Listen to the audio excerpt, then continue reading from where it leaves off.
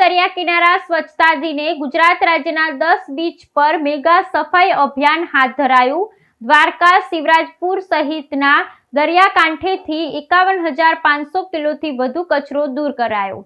આંતરરાષ્ટ્રીય દરિયા કિનારાના સ્વચ્છતા દિવસના ઉપલક્ષમાં ગુજરાતના 10 જેટલા દરિયા કિનારા પર એક વિશાળ સફાઈ અભિયાન હાથ ધરવામાં આવ્યું હતું। સેવા પખવાડિયાના ભાગરૂપે 20 સપ્ટેમ્બર 2025ના રોજ આયોજિત ઝુંબેશમાં 51,500 કિલોગ્રામથી વધુ ઘન કચરો એકત્રિત કરી તેનો વૈજ્ઞાનિક ઢબે નિકાલ કરવામાં આવ્યો હતો। આ અભિયાનનો મુખ્ય હેતુ દરિયાઈ જીવસૃષ્ટિનું રક્ષણ અને દરિયાકાંઠાને પ્રદૂષણ મુક્ત રાખવા અંગે જનજાગૃતિ કેળવવાનો હતો।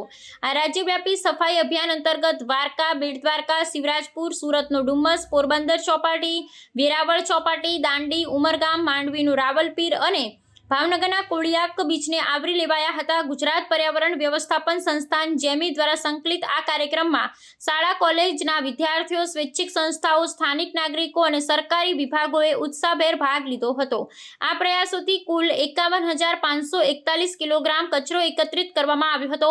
કેન્દ્ર સરકારના રાષ્ટ્રીય દરિયાકાંઠા મિશન હેઠળ અને રાજ્યના વન અને પર્યાવરણ મંત્રી મુળુભાઈ બેરાના માર્ગદર્શન હેઠળ આ ઝુંબેશનું આયોજન થયું હતું। સફાઈ ઉપરાંત વિવિધ સ્થળોએ શેરી નાટકો, ચિત્રકામ સ્પર્ધાઓ અને એક પેડ માં કે નામ અભિયાન હેઠળ વૃક્ષારોપણ જેવા જાગૃતિલક્ષી કાર્યક્રમો પણ યોજાયા હતા। આ સમગ્ર આયોજન 17 સપ્ટેમ્બરથી 2 ઓક્ટોબર દરમિયાન ઉજવાઈ રહેલા સેવા પખવાડિયાનું એક અભિન્ન અંગ હતું।